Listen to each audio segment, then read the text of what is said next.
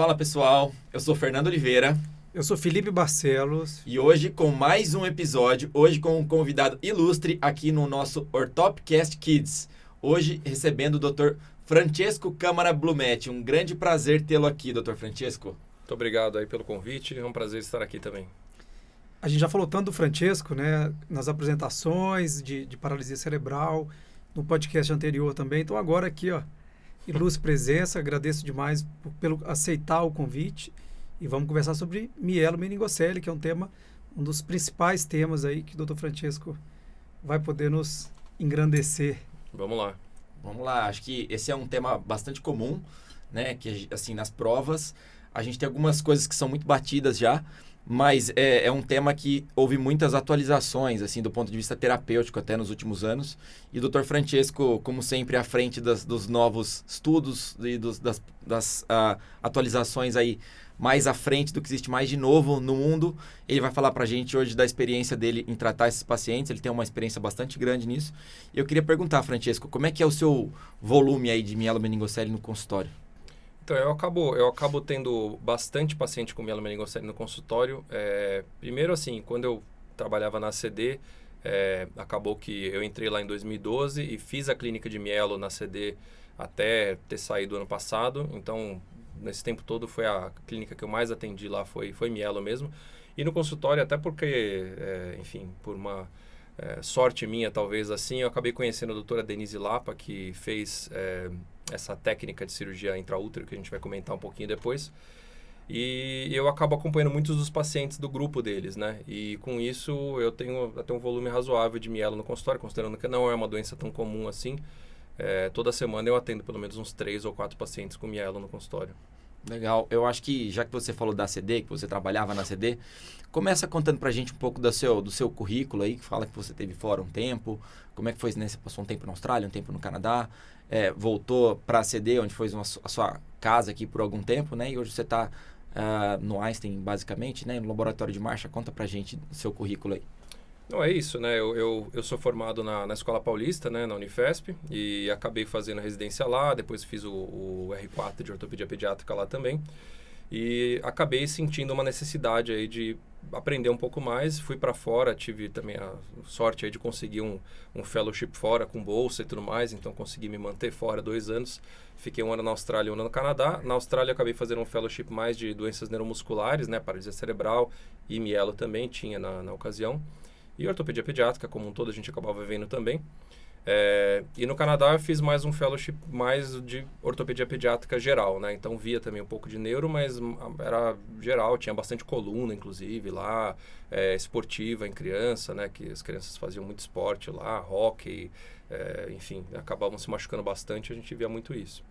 E aí depois eu voltei, o Dr. Mauro Moraes me convidou para trabalhar lá na CD, até por intermédio lá de Paulo Selber, acho que o pessoal daqui também acabou conversando com ele, e eu tinha trabalhado um pouco com análise de marcha, acabei também indo trabalhar no laboratório de marcha da CD, e fiquei lá no laboratório de marcha desde 2012 até o ano passado, e também atendia clínicas, né, eu comecei lá na CD com clínica de mielo e de amputados, na verdade.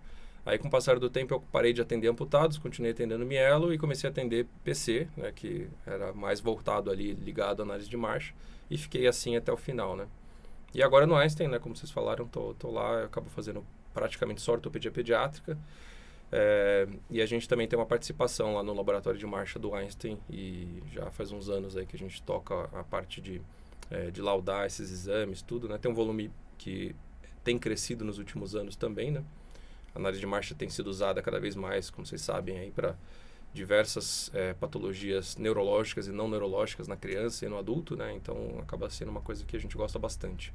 Exato. E agora também você está com um laboratório que é biocinética. Depois eu queria que você falasse um pouquinho mais só para a gente ambientar o Paulo Selber. O Dr. Paulo Selber, hoje ele está no Special Surgery, né? Ele está no Special Surgery, isso. Você conheceu ele na Austrália? Eu conheci ele na Austrália, né? Ele estava em Melbourne e ele também fazia, a cada 3 semanas ele ia para Sydney e ficava uma semana lá. Você ficou em Sydney? Então, eu fiquei em Sydney. Aí eu acompanhava ele naquelas semanas que ele estava lá em Sydney, né? E cheguei a visitar Melbourne também, mas eu ficava em Sydney. É muita sorte, né? Também com Care Grant, né? Também, exatamente.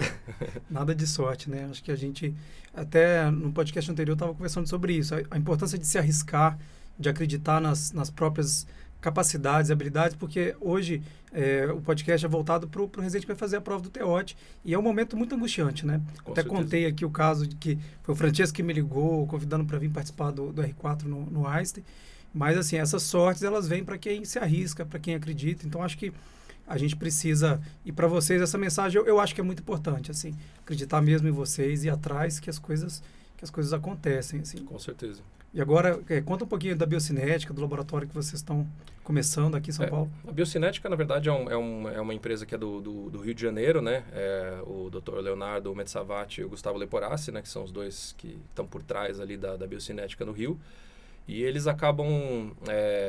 eles queriam, com a Biocinética, trazer a análise de marcha, ou a análise do movimento, a análise biomecânica, para o paciente que não é neurológico e também não é o superatleta, né? Então, é aquele paciente que tem uma lesão ortopédica, tem ali, de repente, uma tendinite patelar, uma tendinite do Aquiles ou alguma coisa do gênero, e eles acabam não tendo, muitas vezes, você faz ali aquele tratamento, então acho que ele tem um encurtamento de isquiotibiais, mas é uma coisa muito no achismo, né? E muito baseada numa avaliação, às vezes, ali do exame físico, né? Então, a biocinética veio para trazer a análise biomecânica que era usado mais nos pacientes neurológicos e nos pacientes que, enfim, fazem aí a avaliação dos superatletas para o paciente ortopédico geral, né? Então, a biocinética, eles abriram aqui em São Paulo meio que com esse objetivo, né? Para tentar trazer isso para todo mundo, né? Para todo mundo que tem uma lesão ortopédica e precisa tentar determinar qual que é a alteração biomecânica para obter o melhor tratamento, né? E para quem não sabe, o exame de análise de marcha, ele é muito mais difícil em quem tem menos alterações. Então, quando você pega um paciente ali com paralisia cerebral, com mielomeningocele, que tem diversos achados que são até esperados nesse padrão de paciente, dependendo do grau de acometimento que ele tem, no paciente que tem menos alterações, vamos dizer assim, é muito mais difícil você achar pequenas alterações sutis que podem justificar um quadro clínico alterado muitas vezes. Então, acho que é um grande desafio, né, Francesco? Exato. E acho que isso é uma coisa que a gente percebe bastante, né? Quando a gente faz a avaliação, geralmente no laboratório do Einstein ou da CD, a gente está muito habituado a ver pacientes que têm muitas alterações, né? Então, quando vem um paciente ortopédico com uma coisa mais sutil, às vezes a gente tem até um pouco de dificuldade de ver qual que é o problema que realmente está acontecendo, né? Até o exame da biocinética, eles fazem alguns outros testes que não só a marcha, a corrida, saltos, etc., para tentar estressar mesmo o paciente e tentar achar aquela alteração biomecânica que às vezes numa marcha simples você acaba não observando. Vocês têm lá o exame da mímica esportiva também? O gesto esportivo não é uma coisa que acho que é muito foco lá. Eles fazem algumas coisas mais relacionadas à prevenção de lesão esportiva, mas não do gesto esportivo para estudar o gesto esportivo em si. O objetivo é mais o paciente com doença ortopédica, ponto.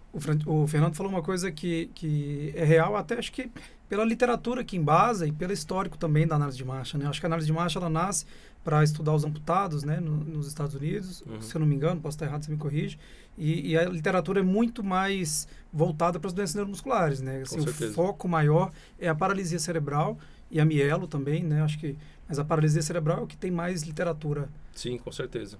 Acaba sendo, né? A mielo tem alguns estudos, alguns centros que pesquisam mais assim com mielo, mas com certeza a paralisia cerebral acabou sendo o foco principal da análise de marcha aí, né, no passar do tempo. Maravilha. Vamos virar para o nosso tema principal agora de hoje, né? Afinal, a gente trouxe o Dr. Francesco para engrandecer nossos conhecimentos a respeito da mielomeningocele. Fala um pouco para nós, Francesco, da definição da mielomeningocele, de como a gente classifica, como você vê hoje em dia, os fatores de risco, né? Começar do começo aí para o pessoal. A mielomeningocele é o defeito de fechamento do tubo neural mais comum, né? A gente tem ali uma incidência ali de mais ou menos 3 para 4 para cada 1.000 nascidos vivos, isso nos Estados Unidos, né? E tem, claro que diminui um pouco com o passar do tempo aí por causa da suplementação de ácido fólico, né, que foi introduzido ali nos farináceos, etc. E isso foi diminuindo, mas ainda é uma doença que é prevalente, né? Tem alguns países do mundo em que o aborto é mais comum e você acaba tendo menos incidência de crianças com essas lesões. Mas hoje em dia a gente tem muitas crianças que têm mielo e tem uma qualidade de vida muito boa, assim, tem poucas manifestações assim motoras, às vezes tem alguma coisa mais só da parte urológica, tudo, mas algumas nem tem tanto. Então, aqui no Brasil, nos Estados Unidos, outros centros aí, tem se pesquisado sempre uma forma de fazer essa correção da mielomeningocele numa forma que a criança fique com menos sequelas possível, né? Acho que só uma coisa interessante que você falou, só para a gente não passar, né, essa questão cultural também, né, e até sem entrar em méritos religiosos, espirituais, mas assim, eminentemente a mielomeningocele acaba tendo uma prevalência maior em países em desenvolvimento que não tem a política de abortamento legal, né? Exato. E isso é uma coisa muito, muito interessante que você frisou, que a gente vê os pacientes tendo uma qualidade de vida, a prevalência de gravidade, a gente vai conversar mais para frente, mas divide muito, né? Não existe uma predominância dos tipos piores, né? Então, assim, você falar em abortamento da criança só por ela ser mielo, para nós, então, que tratamos dessas crianças, é uma coisa que eu queria só fazer esse parênteses, porque eu acho interessante. Eu não considero isso um desenvolvimento. Eu acho isso um atraso. Assim, eu particularmente sou contra, né, o aborto, principalmente nesse caso. Mas assim, a literatura, se eu não me engano, fala que nos Estados Unidos tem uma redução até de 25% da incidência de mielo por causa do abortamento legal, né? Uhum. E você acredita que essa melhora dos pacientes aí de qualidade de vida está relacionado com o tratamento precoce, a correção intraútero? O que a gente observou, né, nos últimos tempos, assim, quando a gente tinha um paciente com mielo, o tradicional era que ele era operado pós-natal, né? E isso, claro, você tinha aquela lesão neurológica que tinha acontecido, né, por causa da malformação do tubo neural. E eles tinham outras complicações, né, neurocirúrgicas também. Então, tinha malformação de Chiari, né, corneação do cerebelo. Tem ainda, né? A hidrocefalia, uma incidência aí de medula presa, que dava complicações tardias, tudo mais, né? E o que a gente observou, assim, é que com o passar do tempo, houve uma mudança, né, da melhor forma de tratamento. Então, foi feito um estudo grande aí, que é o estudo MOMS, né, que eles faziam uma cirurgia intraútero, mas a céu aberto. Então, era feita uma esterotomia, abria-se o útero, né, expunha-se ali a região acometida ali da criança, e era feita a neurocirurgia, né, o fechamento ali da mielo, ainda intraútero, só que uma técnica a céu aberto. E esse estudo ele foi interrompido precocemente porque o desfecho primário começou a se mostrar muito mais favorável nos casos que estavam sendo feitos intraútero do que nos casos que estavam sendo feitos pós-natais. Era um ensaio clínico randomizado, foi publicado no New England Journal of Medicine e tudo mais, né? E o que eles observaram é que, pelo menos assim, no desfecho primário, que era, eles consideravam lá a morte prematura, mas também a questão da necessidade de shunt, de derivação, caiu de 80% para 40% no estudo, nos casos que foram operados intraútero. E isso, per se, já é um grande ganho, né? Independente de qual técnica intraútero. Isso comparando intraútero com cirurgia pós-natal. Esse ensaio clínico era desse estudo MOMS aí, era da céu aberto versus a operação pós-natal, né? Uhum. E aí caiu pela metade a necessidade de shunt, mais ou menos. E já tinham alguns estudos que falavam que o paciente com shunt, ele tinha geralmente mais atrasos cognitivos, tinham às vezes uma questão motora pior, maior acometimento de membros superiores, maior acometimento de membros superiores, né? Então, só isso já foi um grande benefício, né? Eu acho que essa questão, vamos só voltar um pouquinho no básico aqui, para poder pegar tantas as alterações, as complicações, o uso do shunt, as infecções, que são as coisas só para o residente acompanhar assim, uma linha de raciocínio. A gente falou de epidemiologia, então de 1 a 3 para cada 1.000 nascidos, né? Uhum. Então é mais frequente em brancos, né?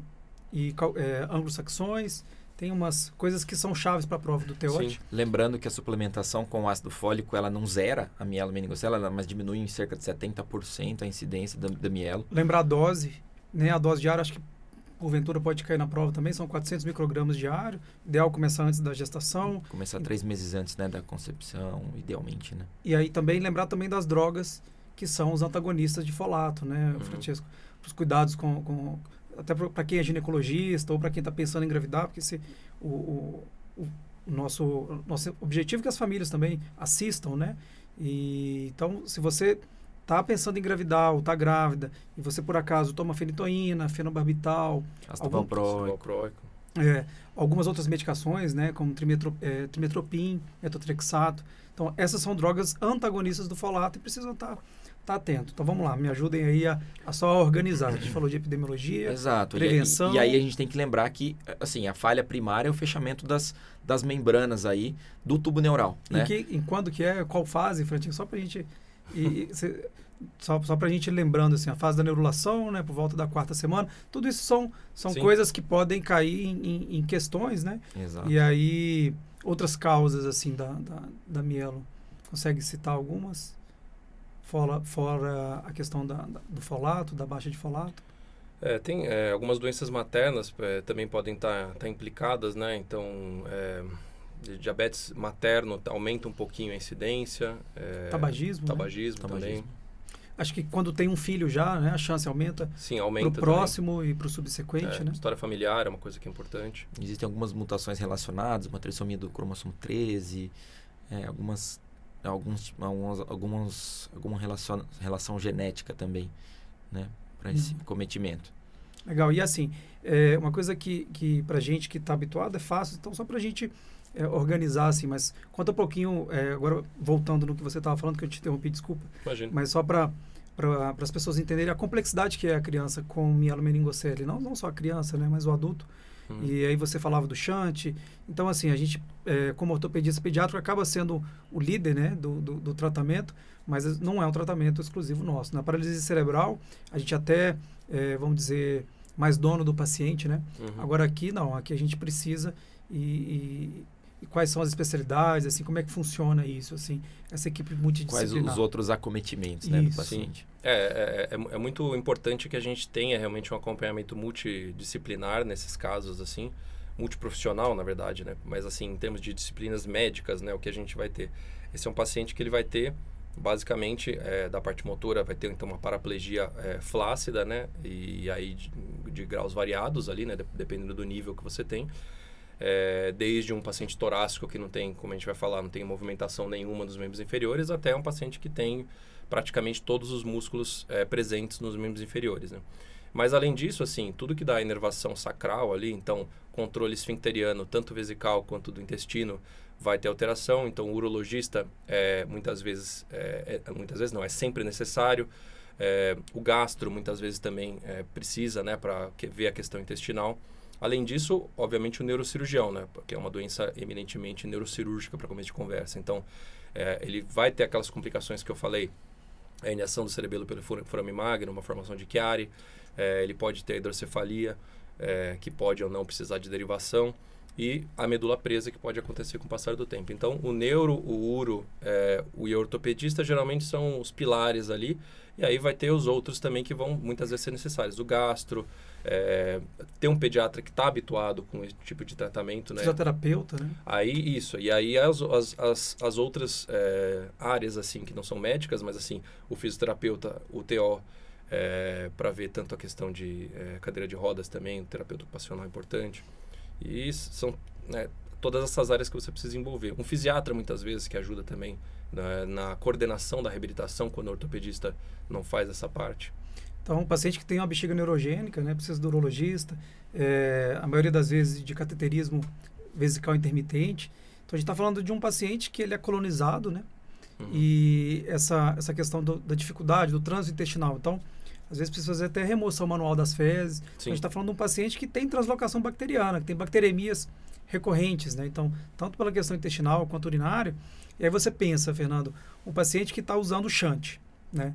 Ele tem uma derivação ventrículo-peritoneal e ele está sempre fazendo bacteremia. Então, olha, essas são as complicações, né, que a gente acaba tendo que enfrentar. Às vezes, você falava a questão do cognitivo, só pegando esse gancho, né? Porque o cognitivo do mielo, da criança com mielo, né? Desculpa, quando nasce, é normal, né? Sim. Então, a gente pensa que essa deterioração cognitiva, ela vem das complicações, né? Exato. Ela pode, claro, que a criança pode ter uma complicação que hoje em dia tem sido menos frequente, mas eu pegava muito na CD também, uma criança que tinha uma mielo e de repente teve uma complicação no parto, não foi adequado pré-natal, Já tive crianças que foi descoberto a mielo no nascimento também, então, e aí acaba tendo um parto difícil, e aí, claro, ela tem muitas vezes uma mielo com uma paralisia cerebral, assim, porque você acaba tendo um dano neurológico ali perinatal também, né? Mas não é o normal, é isso que você falou, né? Acaba sendo uma deterioração cognitiva por causa de de uma complicação neurológica que vai acontecendo com o tempo, né? Uma hidrocefalia não derivada, que precisaria ter sido derivada, né? Lembrando que, aí para os residentes também, a malformação mais comum cerebral é Arnold Chiari tipo 2, né? Presente em cerca de 30% a 40% dos pacientes com mielo também, bastante prevalente.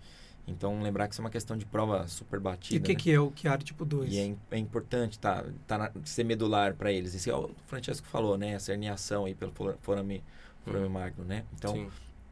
Isso é muito característico, né? Acho que tem aí umas questões também que é importante a gente, talvez seja o momento da gente falar, da alergia a látex, por exemplo, né? Que muito se fala que é acerca da exposição das membranas amnióticas ali, enfim. Com a cirurgia intraútero, reduziu a alergia a látex? Então, Você já procurou isso? O dado, assim, exato eu não sei te dizer, assim, mas a minha impressão é que eu tenho tido muito poucos pacientes com alergia a látex nesse grupo novo. Eu não sei se eles registraram esse detalhe. Uhum. Mas realmente era uma coisa muito prevalente, né? Tanto é que no protocolo da CD era até assim, para todo paciente mielo a gente pedia o antígeno lá do látex, né? Então tem um IgE específico que é o K82. Você pode pedir, se está na dúvida se tem alergia ao látex, esse antígeno. E a maioria dos níveis, principalmente os níveis mais altos, tinham. Hoje em dia, talvez até porque a gente esteja vendo alguns níveis um pouco mais baixos do que a média do que a gente via no passado, talvez por isso tenha um pouco menos também, ou realmente essa sensibilização tenha ocorrido menos, enfim, por causa da cirurgia intraútero, que teoricamente você não tem o contato ali com o látex da luva do cirurgião, enfim. Exato. Então, essa prevalência aí para os residentes é de 15% a 20%. Lembrando que ela é, como o Francesco falou, ela é IgE mediada. Então, ela tem uma mediação pelo IgE. É uma reação realmente alérgica mesmo, né? Aproveitando esse momento, acho que a gente poderia passar o vídeo, Isso. né? Com a cirurgia intraútero, já que a gente comentou do vídeo. E aqui... A gente tinha comentado um pouco eu tinha falado um pouquinho da técnica do estudo Mons, né? Que foi essa que era céu aberto. Mas essa é uma outra técnica que a fetoscopia tem sido um objetivo de interesse de vários autores aí. E essa técnica dessa forma foi aperfeiçoada aí pela doutora Denise Lapa, que é uma cirurgiã brasileira que faz medicina fetal. E basicamente o que ela faz por fetoscopia, então ela identifica ali a região da lesão, solta ali o placódio neural dos tecidos adjacentes. E com isso ela consegue fazer um reparo primário sem a necessidade de exposição, né, de esterotomia e, enfim, isso acaba reduzindo algumas complicações aí. O que tem se visto nos estudos que ela tem publicado, né, o grupo dela tem publicado, é que os resultados são comparáveis ao do estudo Mons, talvez com algumas complicações a menos. E, assim, é uma cirurgia bem menos invasiva, né? Então, o vídeo aí está mostrando isso, né? Na verdade, você vai fazer toda a dissecção ali dos tecidos ao redor. E aí, muitas vezes, você faz ela consegue fazer um retalho miofacial que vai recobrir e depois ela recobre, acaba suturando a pele por cima. Em alguns casos, você não consegue suturar a pele e aí é colocado um enxerto de pele. Mas nas duas técnicas aí, o que ela vai mostrar depois é que, além desse retalho miofacial, você coloca uma membrana de biocelulose. Isso foi uma coisa que foi uma inovação que ela acabou fazendo, que muitas vezes você acaba não conseguindo suturar nessa técnica aí a dura por cima. Então, você coloca essa biocelulose para ser a anel dura que vai formar, né? Então, aí está mostrando a biocelulose sendo colocada. Aí, o retalho miofacial é fechado por cima. E, se possível, é fechada a pele por cima. Se a pele não é possível de fechar, aí coloca-se uma matriz dérmica ali que acaba, né, fazendo depois uma cicatrização. E aí a criança muitas vezes já nasce com a cicatriz fechada, completamente cicatrizada, às vezes não, né? Então, não precisa nem fazer a neurocirurgia nos primeiros dias de vida. Já está Já está fechado. Quando nasce, já está tudo fechado, né? É muito legal, sensacional. Tem outras técnicas intraútero também, não céu aberto, né? Tem outros médicos que fazem, Sim. mas não é exatamente essa técnica que você mostrou, né? Exato. Essa daí acho que talvez uma das grandes diferenças seja isso, de colocar a membrana de biocelulose para fazer, às vezes, ali de uma anel dura mater, que acaba se formando. E essa modificação que foi feita depois aí, que em alguns casos realmente você não consegue fechar a pele, né? Então ela fecha com usando essa matriz dérmica aí. Eu acho que o legal, né, me corrija se eu estiver errado, mas eu acho que essa biocelulose, ela protege o contato do âmnion, né, com as estruturas nervosas, com as raízes. E seria isso o fator protetor? Na verdade, o fato de fazer a cirurgia intraútero, né, o racional de você fazer a cirurgia intraútero e não pós-natal, né, porque por que fazer intraútero, já que você vai fazer a cirurgia de qualquer forma, né? É porque existe a ideia de que você vai ter uma lesão secundária, além da lesão que já aconteceu por causa da malformação, você vai ter uma lesão secundária por causa da exposição prolongada do líquido amniótico ali, nas estruturas neurais. E com isso você vai ter uma piora do nível neurológico, né? Isso é documentado, assim, se você pega uma criança mais precocemente ali na vida intrauterina e faz ali a avaliação por ultrassom, eles observavam que a criança muitas vezes tinha algum grau de movimentação e depois, se você fizesse esse ultrassom mais perto do final da gravidez, essa movimentação diminuía. Então, tinha perdido, né? Então, tinha uma ideia de que existia essa lesão intrauterina. Por isso que começou a se propor fazer a correção intrauterina. E realmente é o que se vê, que o percentual de crianças que deambularam, que conseguem deambular com 50 aos 30 meses, que foi a comparação do estudo MOMS, aumentou para cerca de 40% ali no estudo MOMS, e no estudo SAFER, que é o da Denise, foi para volta de 54%, se não me engano. De redução do shunt. Não, de crianças que estão deambulando, conseguem deambular independente com 30 meses.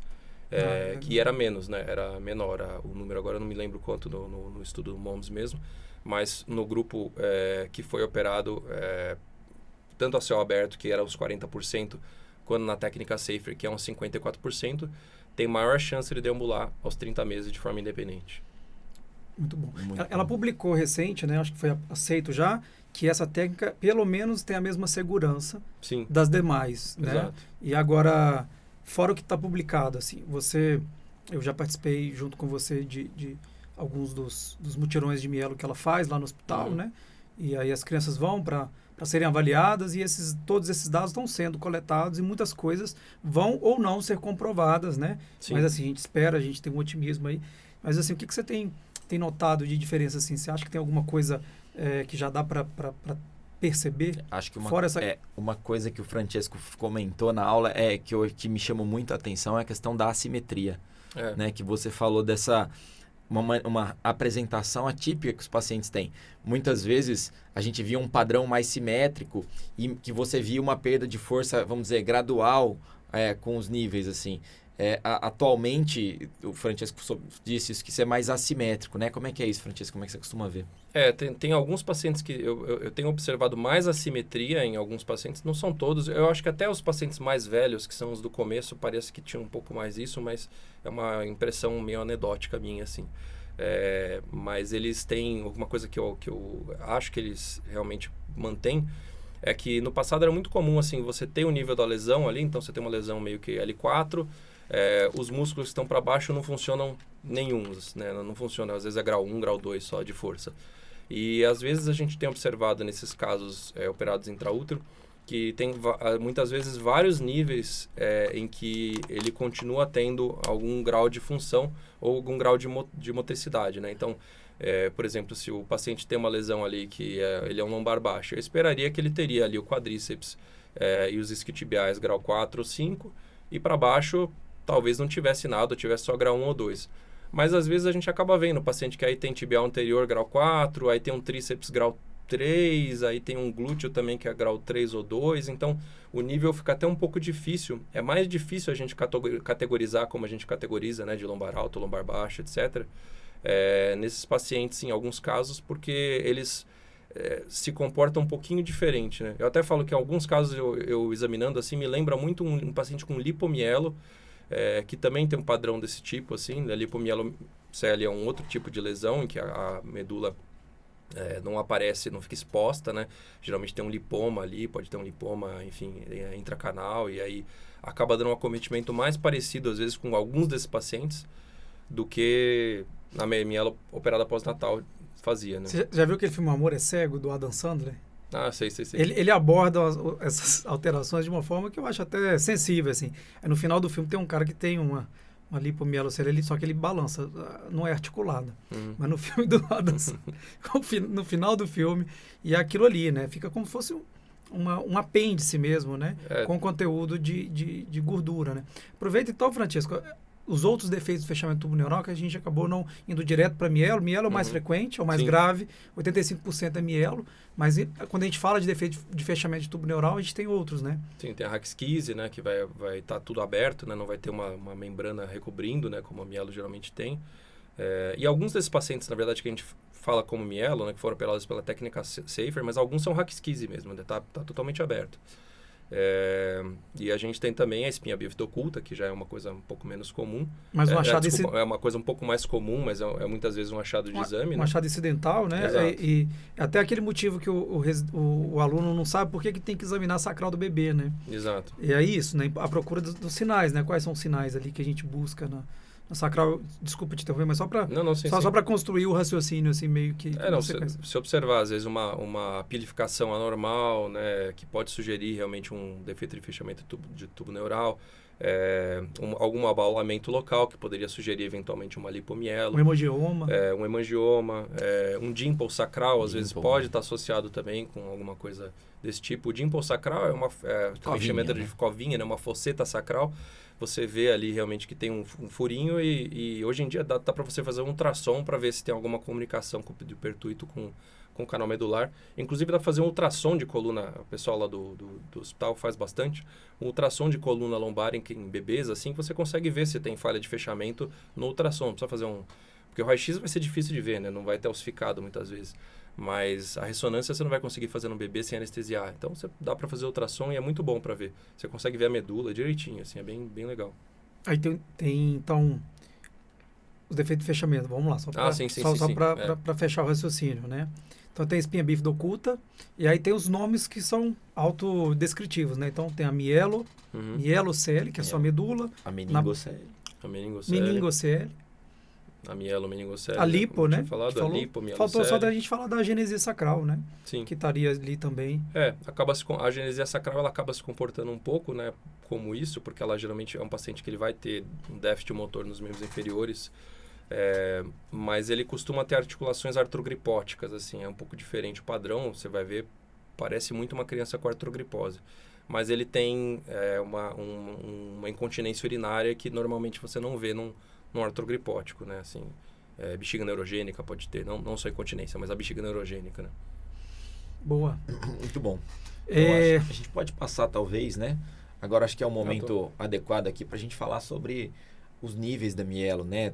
Tanto passar ali por Shahar, talvez, e falar até da nova classificação do Dr. Luciano Dias, né? Sim. Então acho que seria interessante abordar esses temas aí para falar. Tem níveis e níveis, né? Como você falou, tem mielos super acometidos. Hoje, graças a Deus, a gente consegue ter tratamentos que o paciente é menos acometido, né? Mas conta pra gente aí quais os níveis que a gente usava antigamente e os níveis, a nova classificação proposta pelo Dr. Luciano Dias. Então, só para ressaltar, assim, que eu comentei que parece que a gente tem as crianças operadas por essas técnicas novas, tem uma prevalência maior de crianças talvez com nível um pouco mais baixo, mas continua tendo as crianças com nível alto, né? Porque o principal problema é o nível que a lesão aconteceu para começo de conversa. Claro que vai ter aquele problema da lesão secundária pelo líquido amniótico e tudo mais, mas se a criança teve uma lesão torácica, assim, não tem muito o que fazer, né? Você vai lá, fecha, mas ele continua tendo uma lesão torácica, né? Então, falando do torácico, né, a gente tem essa classificação que foi baseado numa classificação de Hoffer, mas que o Dr. Luciano Dias acabou modificando um pouco ao longo do tempo, né? E o que a gente usa com mais frequência hoje é essa, né? Que vai dividir o paciente em lombar, em torácico, lombar alto. Muitas vezes o Dr. Luciano Dias mesmo gostava de falar que esses eram os pacientes high level, né? Então, o alto nível, né? O nível alto. Então, o torácico e o lombar alto. Por quê? Porque eles são pacientes que, em geral, não vão ter uma função de deambulação, né? Na idade, né? Na adolescência. Eles podem até fazer uma deambulação terapêutica quando eles são mais jovens, mas geralmente eles não continuam mantendo essa deambulação. E aí a gente vai ter o nível lombar alto, o lombar baixo, né? Então, a gente tinha falado do torácico e do lombar alto. Depois a gente vai ter o lombar baixo, o sacral, que pode ser dividido em sacral alto e sacral baixo. E aí o Dr. Luciano Dias acabou propondo, né, que fosse feita uma nova classificação baseada na função desses pacientes. Porque às vezes a gente fala, o paciente é torácico, é lombar alto, mas isso não dá exatamente uma ideia de qual é a função desse paciente. É claro que a gente sabe, né? Eu sei que um torácico e um lombar alto, eles não vão ter a deambulação, geralmente na vida adulta e na adolescência, como eu falei. Mas você não consegue ter essa noção para falar para uma pessoa assim, esse aqui é um lombar alto. Se você não conhecer a doença, você não sabe. E aí a classificação que ele propôs é o MMFC, né? Que é o Myelomeningocele Functional Classification, que seria para ser um proxy do GMFCS, né? Que todo mundo aí também tem que estudar para o TEOT para paralisia cerebral, né? Que você acaba dividindo em 4 níveis. Então, o MMFC1 é aquele paciente que não anda geralmente, é um não deambulador, então ele seria o equivalente aos high level, né? Ao nível torácico e nível lombar alto. O MMFC2 é aquele paciente que anda geralmente com algum aditamento e órteses, né? Esse aí seria o equivalente ao lombar baixo, que acaba acontecendo isso. É um paciente que precisa de aditamento, ou seja, muleta, andador, que seja. Órtese. E a órtese também, né? O MMFC3 é aquele paciente que não precisa de aditamentos, né, muletas, andador, mas ele precisa de uma órtese. Então, ele seria o equivalente ao sacral alto. E o MMFC4, ele seria o equivalente ao sacral baixo, que ele anda sem nenhum tipo de órtese, nenhum tipo de aditamento, né?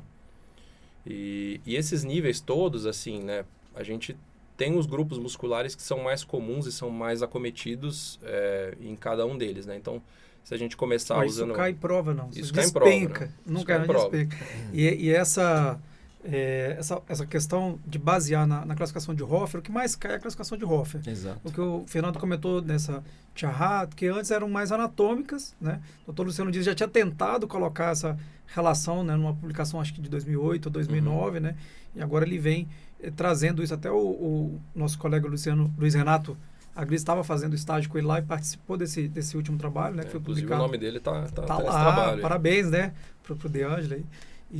Mas só para relembrar, olha só, presta atenção nisso daqui. Para quem é residente, vai fazer prova, então os níveis. Então só para a gente relacionar. Então, nível torácico, lombar alto, vamos lá.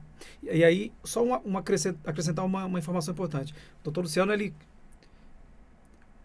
não só preza, ele frisa a importância de você associar o FMS à classificação. Então, sempre que você vai falar MMFC1, aí você vai colocar o FMS, provavelmente 1. Então, se daqui a pouco a gente fala mais e lembra o FMS também, porque pode ser que não é algo improvável de cair, sim, mas essa de níveis, né, dos níveis funcionais é o mais importante. Acho que os níveis funcionais é o mais importante, é o que o pessoal mais se confunde, né? Então, assim, se a gente pegar um paciente no nível torácico, é aquele que não vai ter um movimento ativo, pelo menos útil, dos membros inferiores, né? E por útil, a gente quer dizer uma força muscular que seja grau 3 ou mais, né? Então, se ele tiver grau 1 ou grau 2, né? Um antigravitacional no mínimo. Se ele tiver grau 1 ou 2, a gente não considera como sendo relevante, né? Então, o torácico é isso. Não tem nenhuma movimentação útil nos membros inferiores. O paciente do nível lombar alto, ele geralmente vai ter os flexores de quadril e os adutores de quadril. Mas não vai ter nada além disso significativo. Isso é aquela questão batida também, né? Por que isso gera de impacto para os quadris desses pacientes, né? Exato. Né? O risco de luxação muito maior, né? São pacientes nesse que têm grupo. risco maior. Porque eles não têm os abdutores, né? Que ajudam a conter os quadris, mas eles têm os adutores e os flexores, ou seja, eles têm todos os fatores que aumentam o risco de uma luxação dos quadris, né? E é até um fator que a gente reluta muito e contraindica muito a reconstrução e a redução desses quadris, né? Contraindica muito, não, contraindica sempre. Né? Sempre. Exato. Essa, acho que esse raciocínio de você entender, e isso que o Fernando falou é perfeito, assim, você ter um músculo funcionante e um antagonista silente, né? Sem função ou ou mais fraco, né? Exato. Mas continua lá, professor, só para a gente seguir o raciocínio. Não, era isso. Então, a gente estava falando do lombar alto, né? Que tinha ali flexores e adutores de quadril. Aí, quando a gente passa para o nível lombar baixo, é um paciente que vai ter o quadríceps e vai ter os flexores mediais de joelho.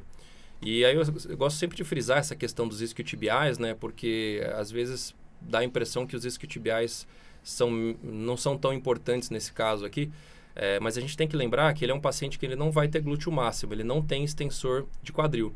Então, os isquiotibiais, eles são importantes não para fletir o joelho, eles são importantes para estender o quadril. São extensores secundários, porque aí você precisa do extensor do quadril para você manter a pelve na posição vertical, né? Senão você acaba caindo com o tronco para frente e não consegue manter a posição ereta, né? A pelve tem aquele aumento de antiversão, ela gira para frente, né? Porque falta de musculatura extensora dos quadris. Exato. Só até um parênteses, tem alguns pacientes que eles acabam funcionalmente sendo um lombar, mais para um lombar alto, né? Às vezes eu falo que eles são um lombar médio, que eles têm o quadríceps relativamente forte e tem 0 isquiotibiais. E são pacientes que, em geral, não conseguem andar ou têm muita dificuldade para ficar em pé, porque eles não têm os extensores de quadril. Então, a pelve não tem o estabilizador posterior ali, né? Ou fraco, né? Às vezes nem é zero, fraco, né? Não é zero, mas é fraco. Até eu estava relendo hoje essa publicação mais recente do Dr. Luciano Dias. Ele considera, assim, que para cada nível, os pacientes não são iguais, Sim. né? Então, mesmo dentro do lombar baixo, do MMFC2, não são todos iguais. Mas ele considera grau 2 de força. Para isquiotibiais e para glúteo médio. Né? Então, assim, é uma coisa nova, assim, e tal, mas para você, para a prova, de maneira geral, você fica mais medular essa questão da força grau 3. Exato. Que isso é mais fácil de entender. E só para aproveitar que eu já cortei, né? Já estou falando demais já, mas assim, isso que o Francesco está falando, acho que é bom às vezes chamar a atenção, porque a pessoa está ouvindo, já está quase dormindo, acorda agora. Mas olha, o que são a musculatura antigravitacional? Então, você pensa ali, o glúteo máximo, ele é importante para isso que o Francesco falou, para manter o tronco, né? Então, a gente precisa, para ficar de pé, do glúteo máximo, do quadríceps e do tríceps sural.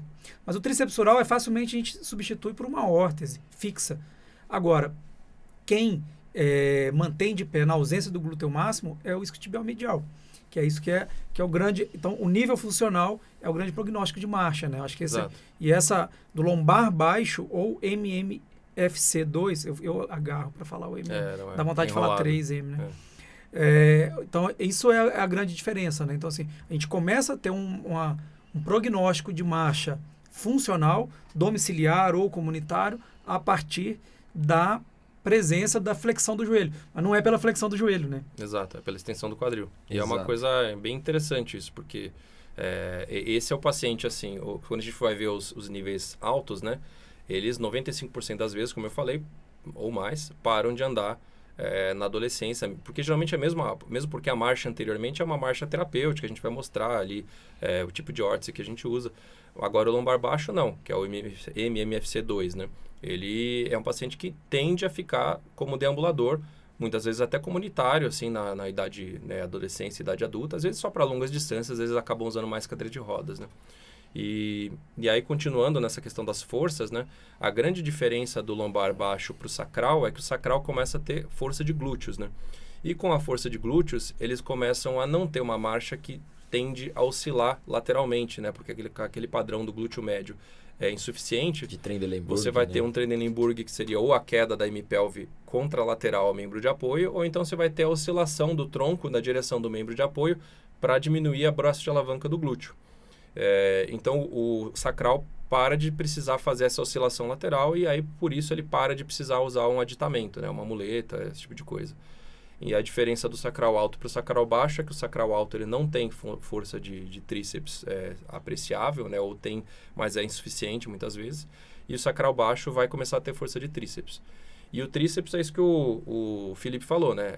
Se você tem o tríceps, ele é um músculo antigravitacional. A gente, né, vendo aí coisas sobre marcha e agachamento em PC, a gente sabe que quando o tríceps está insuficiente, geralmente a tíbia avança um pouquinho e o joelho acaba fletindo e com isso você gera um padrão em agachamento e acontece a mesma coisa no mielo, né? Um padrão do tipo crouch-like, assim, um agachamento-like, em que você tem uma insuficiência do tríceps, a tíbia avança no segundo rolamento, você não contém esse avanço da tíbia e aí o joelho flete. E usando a órtese, no caso de um MMFC3 ou um sacral alto, você consegue controlar isso e estender o joelho.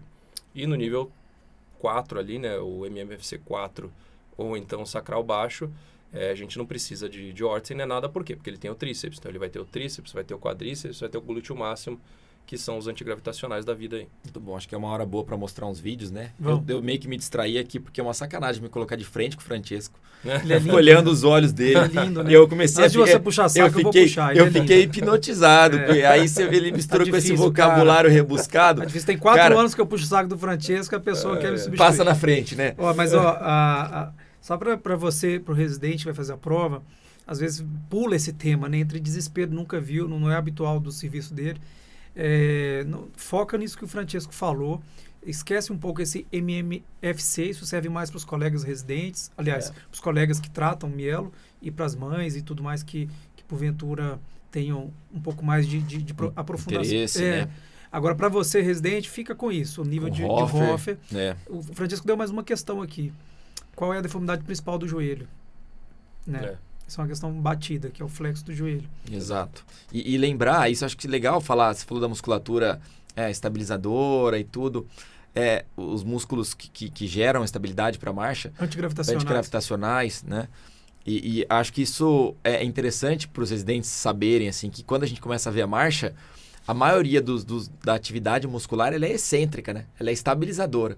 Exato. E é para frear, então 80% da atividade muscular durante a marcha é de estabilização e não de geração de potência.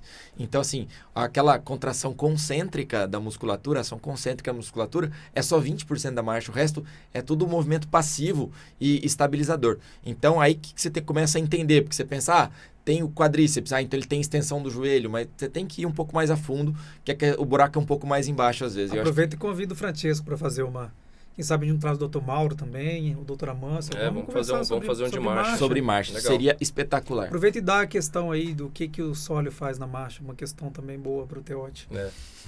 Ele controla o avanço da tíbia, né? O Francesco falou disso, né? Isso é uma questão que pode cair também, a função do sólio na marcha. Tem se tornado um pouco mais comum essas questões de marcha, de biomecânica e tudo mais. Ainda bem, né? Porque o pessoal em geral não estuda isso. E isso me acrescentou muito na vida, né? Falar assim, depois que eu comecei a ter contato com o laboratório de marcha... Fala mais, vai puxar mais saco. Não, mas é uma coisa surreal o quanto que isso traz de conhecimento do ponto de vista biomecânico dos pacientes e realmente... Hoje eu mandei 2 pacientes para o laboratório de marcha lá do Einstein, então... Aproveitando que você está falando, eu lembro um caso emblemático, eu cheguei para passar visita no paciente com o Francesco, aí a paciente perguntou se eu era filho do Francesco. Você vê que parece muito, né? E ele parece também ser bem mais velho que eu. Ela só não é muito boa nesse negócio de idade, assim, né? Mas tudo bem. Ela confundiu o mais novo, né? Ela confundiu quem que é o mais novo. O primeiro vídeo, né, que a gente tem para mostrar, fala aí pra gente desse paciente, Francesco, usando aí os aditamentos aí. Então, você vê, esse aí é um paciente que ele está usando muletas bilateralmente, ele nem está fazendo uma marcha com muletas da forma mais adequada, que normalmente a gente ensina para o paciente fazer a marcha reciprocada, né? Então você coloca a muleta de um lado e a perna do outro e vice-versa, né? E aí vai fazendo a progressão. Ele coloca as duas ao mesmo tempo, mas enfim, a gente vê que ele é um paciente que precisa das muletas.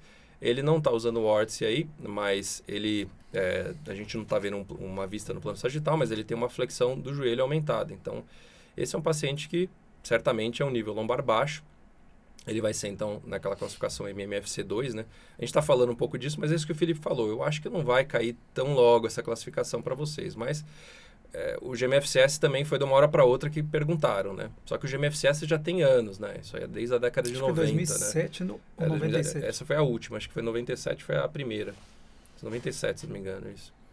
Francesco, aproveita, então, assim, e tem uma coisa que às vezes é angustiante quando o colega que acompanha a criança com mielo, ela quer insistir com a família, explicar a função das muletas e às vezes a família tem um pouco de resistência, ou a criança, quando vira adolescente, não quer usar as muletas, né? É que muitas vezes a família, ela tem a impressão de que quanto mais independente o paciente fica de órteses e de aditamentos, ela tem a impressão de que o paciente está melhor. Então, isso acontece com muletas, isso acontece com a órtese, isso acontece passar da órtese fixa para articulada, então é uma febre. Contrário, né? Da articulada para fixa. Mas assim, quando ele passa nossa, agora não precisa mais da fixa, agora pode ser uma articulada. Ele acha que o paciente está melhor. E no fundo, às vezes, biomecanicamente, ele está andando muito pior, ele está trazendo muita sobrecarga para o quadril, para os joelhos, enfim. Exato. Para a coluna, para tudo. Exato. Então... Não, pode falar. O que você esperaria desse paciente se ele não estivesse usando as muletas? Assim, para esse paciente, provavelmente ele nem andando estaria, né? Talvez ele tivesse mais dificuldade. Alguns pacientes, é isso que vocês falaram, alguns eles até conseguem andar sem, né? Se você vai e coloca uma órtese, de repente, suropodálica e deixa ele sem as muletas, eles conseguem andar sem as muletas. Eles conseguem andar fazendo oscilação lateral de tronco. O problema é que, assim... ele andando sem a muleta e fazendo oscilação lateral de tronco, ele vai gerar um estresse nas articulações dos membros inferiores, de uma forma geral, mas muito no joelho, né? Isso acaba gerando geralmente um estresse em valgo no joelho, né? Que a gente vê muito bem na cinética da marcha. E que já aproveitando duas questões, né, que a gente não falou, mas que é típico da criança com mielo, que é essa compulsão alimentar, o aumento de peso, Sim. que contribui negativamente para a marcha, né? E o valgo dos joelhos, né? Exato. Tem os valgos dos joelhos e eles têm um valgo que é dinâmico, assim, porque você tem uma rotação lateral do pé e com a rotação lateral do pé com a flexão do joelho na marcha, junto com essa oscilação lateral de tronco, O momento interno varo gera um momento interno varo, que é um estresse em valgo do joelho muito grande, né? E acaba tendo um pouco de sobrecarga. A gente fala de crescimento guiado, né? Então, eventualmente, você tem uma pressão na físio lateral do fêmur. Sim. E acaba que esse valgo estrutura, né? Dependendo da situação. Lembrar isso, um outro fato, né? Já que você comentou nisso, esses pacientes têm uma qualidade óssea ruim, né? Porque é um membro que tem menos estímulo neurológico, ele recebe menos carga. Então, geralmente, pacientes têm mais fraturas, né? Então, principalmente os não deambuladores. Os não deambuladores, né? Porque é um osso de menor qualidade, né? Lembrar que a fratura mais comum, isso é uma questão também, acontece no fêmur distal, é a região mais comum. E quando você for tratar a fratura de um paciente PC, cuidado. Primeiro, se você for operar, do paciente, mielo. Se você for operar, cuidado com o implante, porque o osso é de má qualidade, e mobilizar esse paciente o mínimo possível. Não deixar ele muito tempo imobilizado, senão vai ser uma fratura atrás da outra. É isso que você falou da questão da inervação, é muito importante, né? Porque assim, a gente esqueceu de falar uma coisa que é fundamental, que é a sensibilidade, né? Sim, a gente falou, mas não frisou. Você comentou no início. Então, inclusive, como a lesão primária da miela é uma lesão dorsal, você tem mais alteração de sensibilidade do que motora. Sim. Né? Lembrando que a raiz dorsal é a raiz sensitiva da medula, né? Os residentes aí. E aí você pensa o seguinte, tem uma questão simpático-reflexa também, né? Sim, então, autonômica, né? Então você tem uma alteração... Uma desautonomia. Desautonômica, e isso atrapalha a cicatrização, atrapalha a circulação periférica, atrapalha... Alterações proprioceptivas que vão gerar ali, contraindicar alguns procedimentos, né? Que a gente vai falar como artrodeses, né? Que a gente deve evitar ao máximo, né? E aí a importância da ortetização, né? Que ela deixa de ser só uma questão da marcha, e às vezes mesmo os pacientes não deambuladores, a gente ortetiza tanto para prevenção de deformidades ou para manter correções, mas também para essa questão da sensibilidade, né? Questão das úlceras. Qual que é a dificuldade dessas úlceras? Francisco, aqui, nesse paciente, o que falta, assim? E aí, aproveitando que eu fiz a pergunta da marcha, eu estou falando coisas que são do dia a dia, que acontecem, são questionamentos que a gente recebe, assim. Se, eventualmente, o terapeuta que está acompanhando ou o médico passa para ele uma marcha, uma órtese articulada, ou não passa nada? O que você falaria, assim, só para a gente concluir esse raciocínio? Não, a questão da órtese para proteção do pé, assim, tanto do ponto de vista sensitivo da pele, né, que ele vai ter realmente uma chance maior de formar úlceras, quanto a essa questão autonômica, né, que até o Fernando falou um pouquinho, que quando você não protege uma articulação que não tem propriocepção, você pode levar a uma artropatia do tipo Charcot, né? Que não é tão comum na mielo assim, em pacientes mais novos, mas eu já vi em pacientes mais velhos tendo. Então, essas duas funções protetivas aí são importantes. E a questão da órtese articulada, né? Porque para mielo, nesse caso aqui, na verdade na mielo eu digo que quase, eu gosto de falar às vezes que o mielo, ou ele precisa de uma órtese fixa ou ele não precisa de nada, assim. É muito difícil você usar qualquer outra coisa no mielo que não seja uma órtese fixa. Porque nesse caso, o que a gente quer? A gente quer impedir o avanço da tíbia no segundo rolamento para que o joelho se mantenha em extensão. Se você coloca uma órtese articulada, ele pode até dar um pouco de proteção do ponto de vista sensitivo ali, da propriocepção, etc. Mas ele vai continuar avançando a tíbia no segundo rolamento e vai continuar fletindo o joelho, né? Então, você vai perder essa função. E os níveis mais baixos, eventualmente, que você poderia pensar, de repente um paciente ali sacral baixo poderia usar uma articulada. Mas aí, às vezes, ele nem precisa de nada, né? E se precisa, às vezes é só alguma coisa para controlar o vário e valgo do pé. Então, talvez uma SMO, né, uma órtese supramaleolar, para quem não conhece, fosse suficiente, assim. Mas órtese articulada em mielo, assim, ao meu ver, não tem nenhuma indicação, né? Muito bom. Acho que agora é o momento de mostrar o vídeo do paciente andando com e sem órtese, então. Ótimo. Porque aí a gente mostra aqui esse paciente no nível sacral aí. Então, você vê que esse é um paciente nível sacral, ele já não tem aquela oscilação de tronco, ele consegue andar sem a muleta, né? E ele, na marcha descalça, né, do lado esquerdo ali, a gente vê que ele mantém uma flexão do joelho bem importante, dos dois lados. E a direita, usando a órtese fixa, ela oferece, então, essa contenção do segundo rolamento e acaba estendendo melhor o joelho. A extensão não está total ainda por alguns motivos, né? O primeiro que a órtese está um pouco frouxa, assim, se a gente prestar atenção, a órtese deixa a tíbia avançar um pouquinho do lado direito, particularmente. Até, né? Então, ela não segura direito. Está um pouco frouxa, então não está funcionando. E outra que esse paciente aí, vocês não sabem, mas eu sei porque eu lembro do exame de marcha, ele tinha um flexo fixo do joelho direito. Então, mesmo que a órtese esteja adequada, a direita, se vocês prestarem atenção ali, ele não está estendendo tão bem como a esquerda. Mas é porque ele tem um flexo fixo. E aí? E aí, nesses casos, você tem que corrigir o flexo fixo do joelho para a órtese conseguir ser efetiva, né? Então, isso já como a gente vai falando agora dos níveis, já podemos entrar nessas questões dos tratamentos também, né? Sim. Pode concluir. Eu acho que a gente já mostrou aí um lombar baixo, né? E aí um sacral alto. Alto, nesse caso. Né? Porque ele tem fraqueza do tríceps. Sim. E aí a gente está vendo o quê? Que provavelmente, por ter andado maior parte do tempo sem uma órtese fixa, ele estruturou um flexo do joelho. Exato. Né? É uma alteração secundária, né? Secundária, e aí agora a indicação é fazer um alongamento. E se esse paciente fosse um outro nível, vamos colocar aí, um paciente que não deambula, qual seria a cirurgia? O paciente não deambulador, né, a gente tem que pensar sempre a gente até podia falar das cirurgias mesmo, né, e começar pelos não deambuladores. Então, os não deambuladores a gente tem que prezar o quê? Por uma sedestação, um posicionamento adequado, né? Sedestação é o ato de ficar sentado, né? Às vezes você fala sedestação, a pessoa fala o que você está falando, né? Então, é o ato de ficar sentado, né? Então, para isso, você quer que o paciente tenha um posicionamento adequado na cadeira de rodas, na cama também. Muitas vezes o paciente tem tantas contraturas, eu já tive pacientes com flexo de quadril, assim, com mais de 100 graus de flexo de quadril e de joelho, que eles mal conseguem sentar na cadeira de rodas.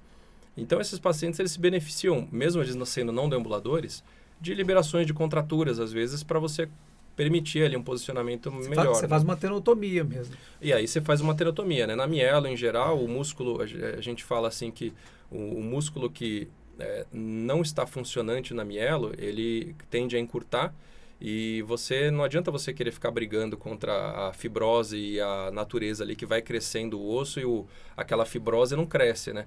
Então, você acaba tendo que fazer uma tenotomia mesmo, uma tenodectomia, né? Você tira um pedacinho do tendão. Para a prova do TEOT, é provável que, caindo uma questão de mielo, caia, então, uma criança que a gente chama do quadril na posição de abandono, né? Sim. Então, uma criança com o quadril fletido, rodado externo e abduzido. Uhum. E aí, o tratamento o Francisco já falou, que é essa tenotomia ou essa tenodectomia. E aí, esse provavelmente é um quadril do seu paciente torácico, aí, imagino, né? Esse daí talvez, acho que era até um lombar alto.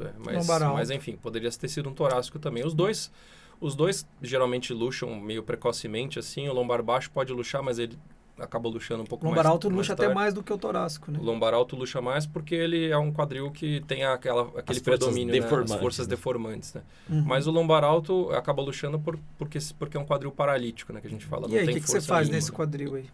Então, aquela perguntinha de prova que sempre cai, né? Às vezes, até quando eu ensino para os residentes assim, eu falava, né? Que PC praticamente você sempre reconstrói o quadril, no mielo você praticamente nunca reconstrói e na artrogripose meio que depende, assim, né? Quando é unilateral, né, na artrogripose, um paciente com uma artrogripose distal, você eventualmente faz a reconstrução. Mas no mielo, né, que é o assunto aqui, em geral, assim, o fato do quadril estar luxado ou não, ele não interfere na função. Então, a força muscular interfere na função, o fato de ter contraturas ali, de tanto em flexão como em adução, como em abdução do quadril, vão influenciar na função.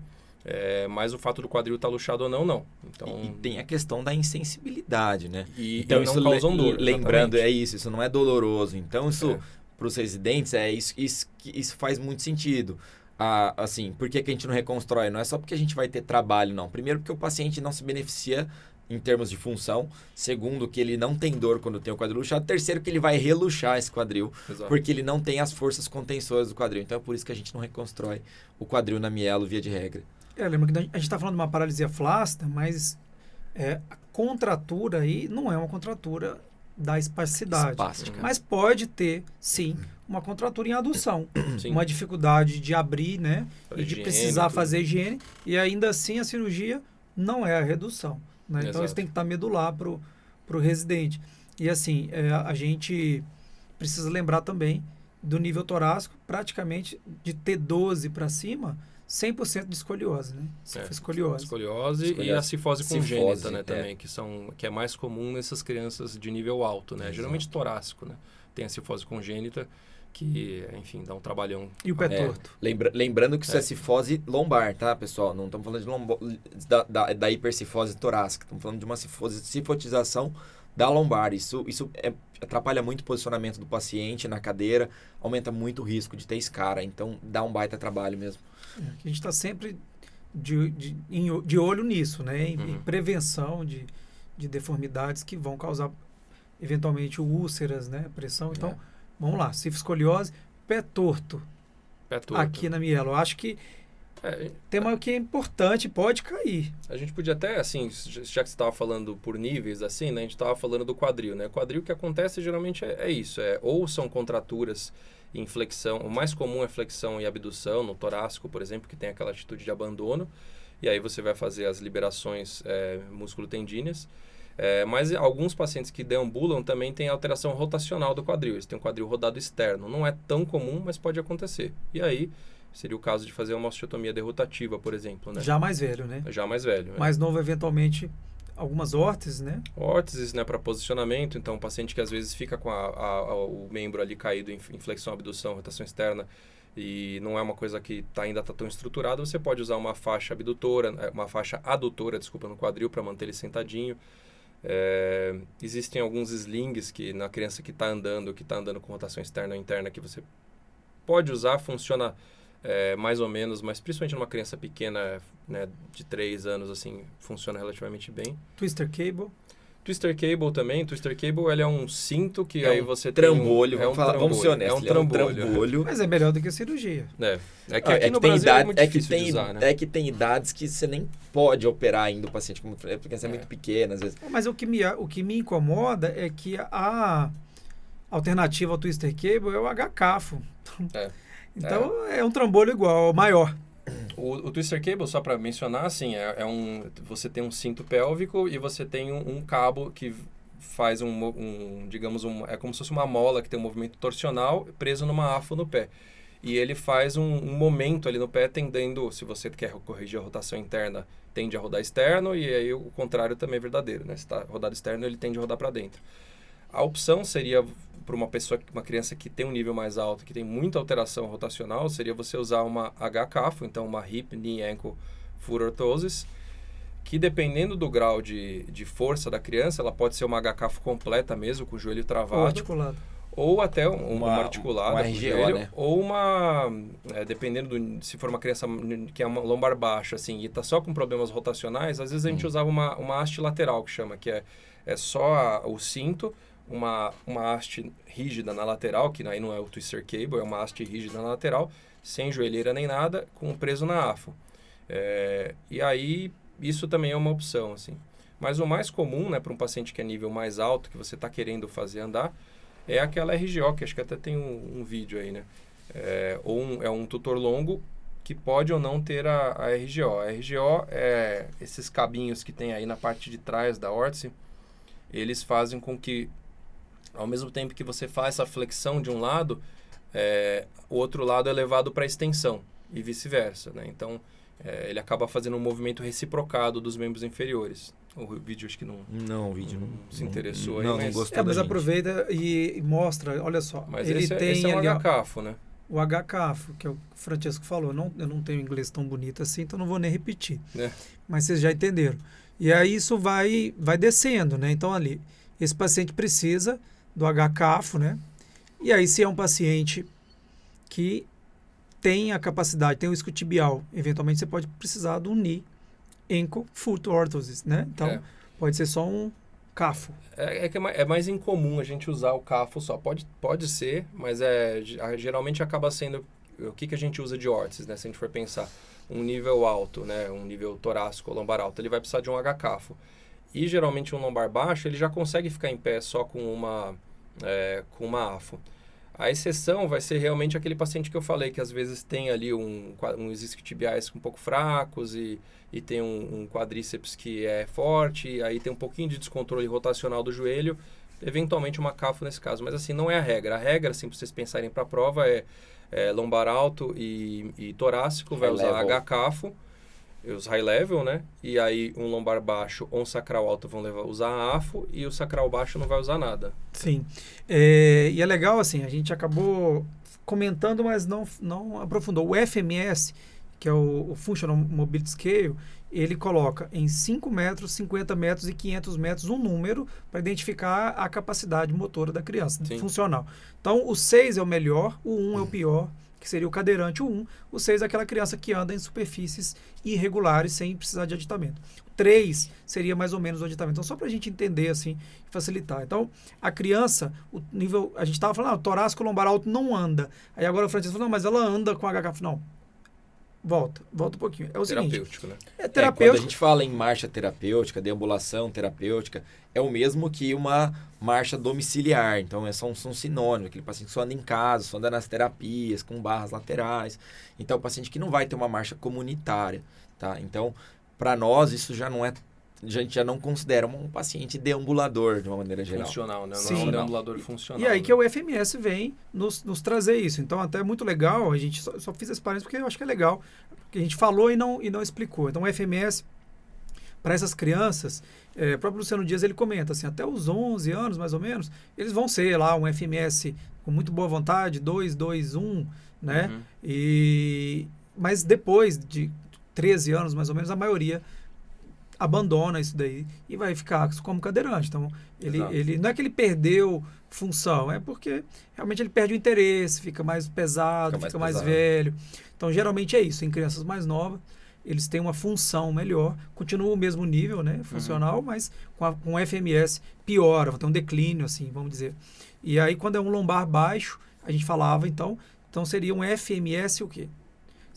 Se com muletas é o 3, então FMS 3 a 5 metros, 3 com 50 metros, e na maioria das vezes 1, porque ele vai para a cadeira de rodas, mesmo quando mais novo, assim. Sim. E aí o sacral vai ser um FMS o quê? Tanto sacral alto quanto sacral baixo, a gente vai falar no FMS 6.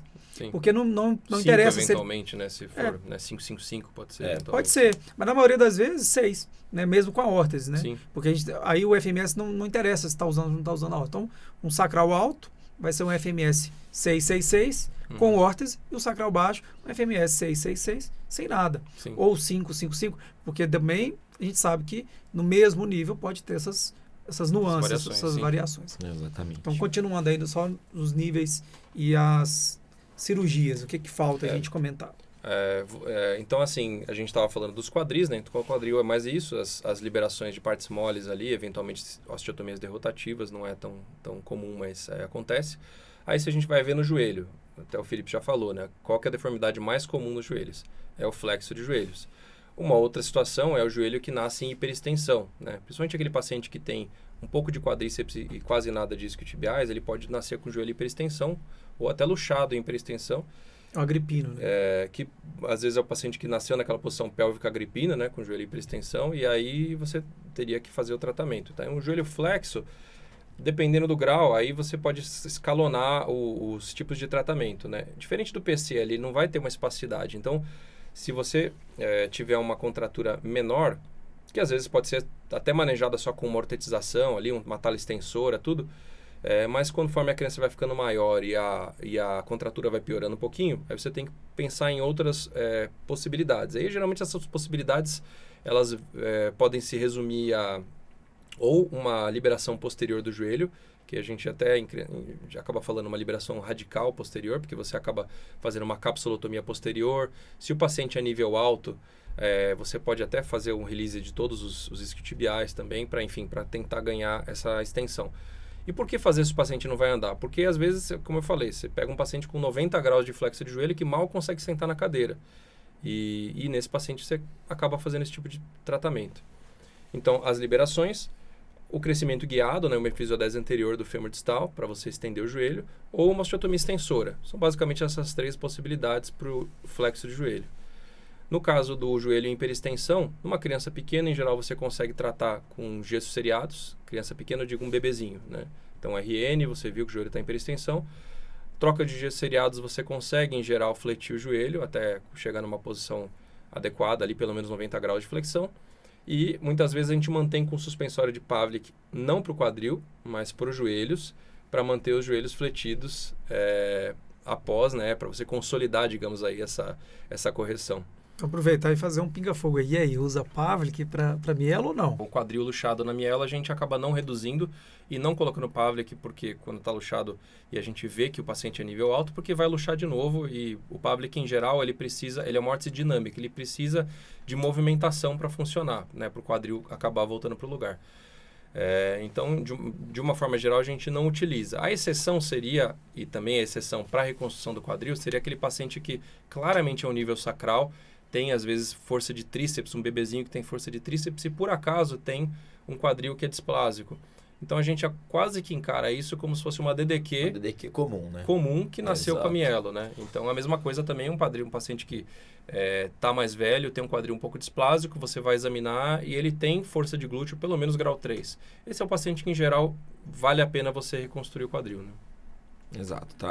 Mas é exceção, tratar a displasia ao nascimento e depois reconstruir caso haja uma subluxação ou uma luxação do quadril. Mas é importante essas coisas porque tem muita desinformação. E eu acho que o mais legal é isso.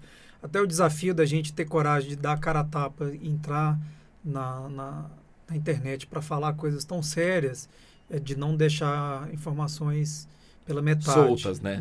Porque fala, gente eu falando conheço coisa alguém errada que, tem demais. Eu conheço alguém que reconstruiu um quadril de um mielo. Não é... Tem que ver quais as situações, né? Eu conheço Sim. colegas bons que não estão atualizados e fazem coisas não atualizadas. Então, a gente precisa manter e é difícil mesmo, é difícil para todo mundo. Então, vamos lá, vamos seguir aí pro seguindo nos pés, nos né? pés. A gente estava falando do joelho, já completamos aí.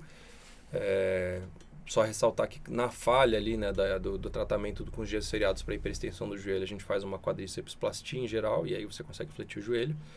E nos pés, né? Tem algumas deformidades que são comuns. A gente tem o pé equino, que geralmente... Equino puro, né? Que geralmente... Qual que é a deformidade mais comum? Tem questões que perguntam. Tem. Isso. Então, é até difícil falar qual que é a mais comum, né? Assim, mas o equino é a deformidade mais comum, né? Só que o equino geralmente são nos níveis mais altos, né? Então, paciente que é nível lombar alto ou nível torácico, né? Que não tem nada de força nos pés, assim. Mas a resposta certa da questão é essa. Equino, né? Eu não sei, eu já vi que estão falando de calcâneo valgo. É o pé torto equino varo. Mas mais comum na mielo. É equino ou é calcâneo valgo? Mas quando fala dos níveis baixos, para falar de calcâneo valgo, ele fala de nível baixo. Nível baixo é calcâneo valgo. Em lombar baixo. Lombar baixo. Então, se perguntar em geral, calcâneo. É calcâneo valgo e talo vertical. Então, se pergunta, então vamos organizar, tá? A gente falou de o mais frequente mielo, equino calvário, seria o pé torto. Sim. Né? E agora... Ou equino puro, né? Ou equino puro. E aí, fala pra gente então essas duas coisas. A gente comentou aquela hora das forças deformantes, dando essas alterações que a gente comentou. Sim. E conclui falando do pé torto pra gente poder despedir. Então, o pé torto é isso, né? Ele tem um pé equino calvário, geralmente ele é um pé teratogênico, é um pé que acontece essa deformidade ali porque ele não tem movimentação ativa.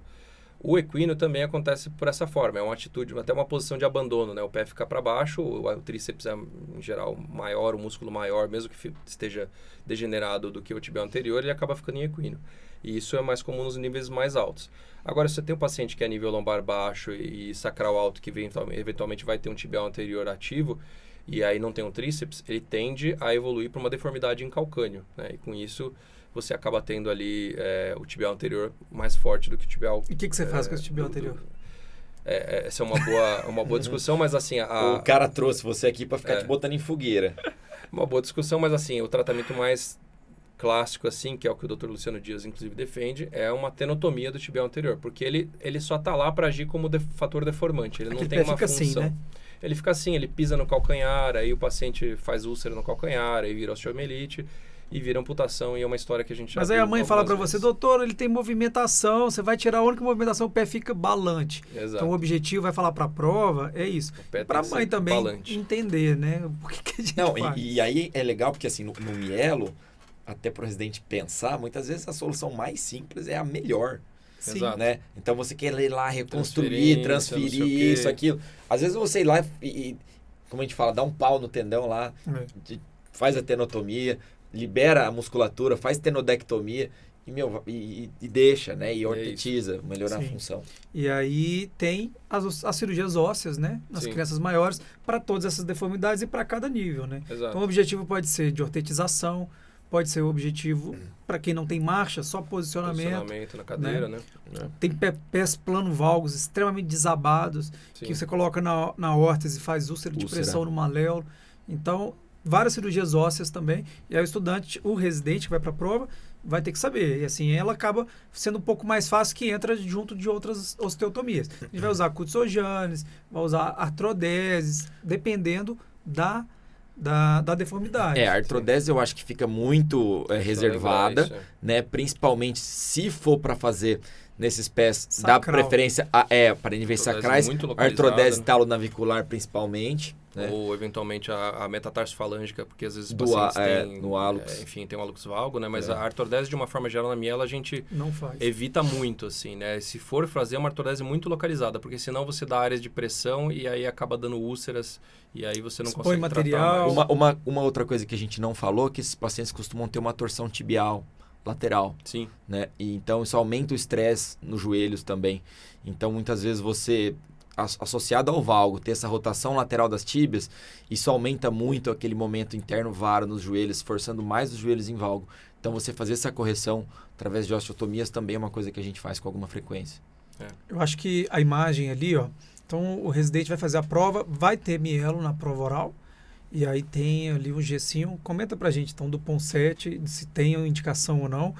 E eu acho que a gente conseguiu esgotar o assunto mielo, assim. Se o Francisco lembrar de alguma coisa, ou o Fernando, mas eu acho que a gente falou tudo que era importante. Sim, a gente falou a maior parte das coisas. Aí só para concluir, né, realmente o pé torto congênito, o pé equino cavulvário, né, lembrar que é um pé torto que não é idiopático, né, é teratogênico. Ele pode até ter uma resposta relativamente boa, que gira em torno de uns 80% de correção inicial. Ele é mais rígido do que o pé torto idiopático, então você geralmente precisa de um pouquinho mais de gessos, mas você geralmente consegue uma correção até que adequada. O problema é que o índice de recidiva também é alto, né? Também ali é por volta dos 70%, 80% de recidiva. Claro que nem sempre volta a ficar uma deformidade como era inicialmente, mas é comum você precisar fazer uma complementação, ou repetir gessos, ou às vezes partir, né, dependendo da idade, do grau de deformidade, para uma liberação posterior-mediolateral, né? E lembrar do petalo vertical também, que a gente pode ter, né, que 10%, hoje em dia né? Cerca de 10%, e hoje em dia a gente tem a técnica de Dobbs, que seria o Ponsete reverso, que as pessoas falam, né? Doutora Amâncio não gosta do Ponsete reverso. Doutora Amâncio arrepia, eu vi isso. Doutora Amâncio, que o senhor não esteja nos ouvindo, doutora Amâncio. Mas é uma técnica que permite também a correção com um método que é também menos invasivo, né? Como o método de Ponsete aí. E nessas revisões, digamos assim, a gente faz as mesmas coisas que a gente falou do quadril, né?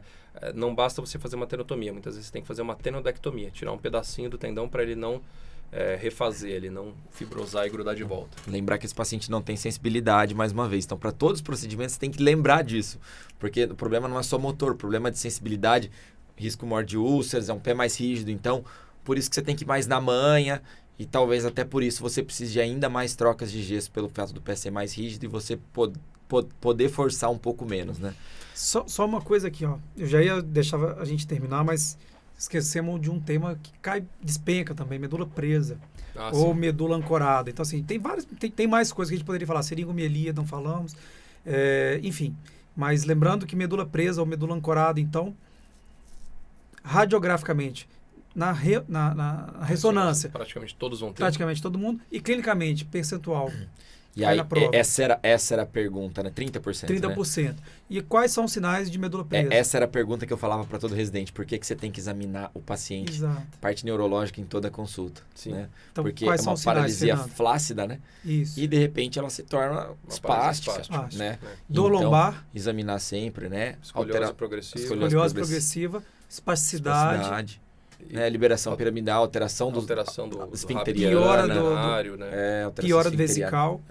Tem algumas, então isso é questão clássica assim que cai. E é importante, toda avaliação você tem que fazer isso, né? Acho que isso que você falou é super importante, né? É uma paralisia flácida, se ela se tornar espástica em algum momento é porque tem alguma coisa errada. Exatamente. Muito bom. Foi maravilhoso. Muito bom, hoje foi impressionante, aprendi muito aqui. Eu tô aprendendo, tem 4 anos, né? Mas uma sorte da minha vida. Uma sorte da minha, tô tentando, é difícil aprender. Olha, é difícil, cara. Água mole, pedra dura, pra terminar, eu vou confessar, cara, o dia que eu vi o Francesco cantando ópera, assim, como um tenor ali, eu vou te falar que foi um dia que eu pensei em suicídio, cara. Falei assim, não é possível. O cara é o cara bonito, educado, lindo, elegante, opera bem. Cozinheiro Masterchef. Cozinheiro Masterchef. Inglês. Hora de desligar aqui. Hora que ele cantou, cara, eu falei assim, chega. Pra mim já deu, o cara é perfeito. Era perfeito, é lindo.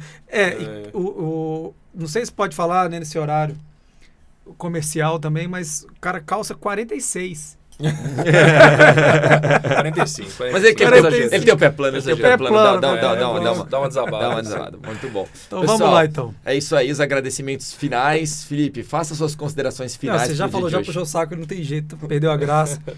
Eu fiquei ensaiando para falar, não, mas de verdade, Francesco, você sabe nossa admiração por você e, assim, obrigado por aceitar vir.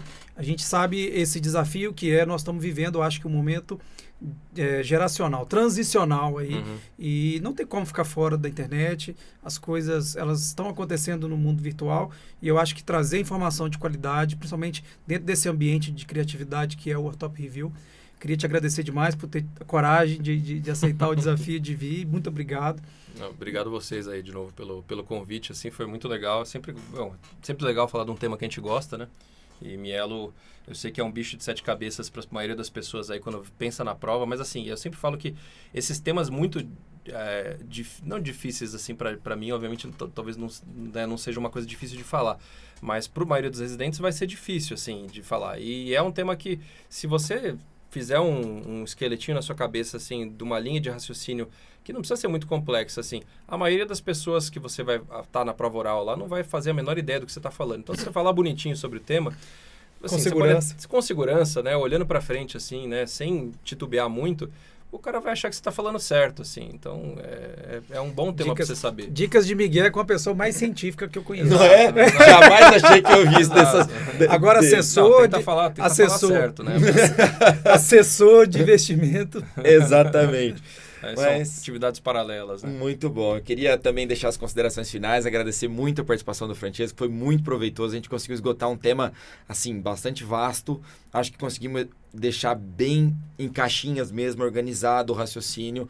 A gente está disponível, já falo isso toda vez, está super disponível aí para vocês, a gente está trazendo quem entende melhor aí no meio para falar sobre os temas, então assim... É uma honra a gente poder chamar essas pessoas que só ajudaram assim. Se a gente enxerga mais longe, é porque a gente subiu no ombro de pessoas de gigantes, assim. Então, eu só tenho a agradecer mais uma vez esse episódio. E semana que vem a gente volta com mais um episódio do Ortopcast Kids. É isso aí.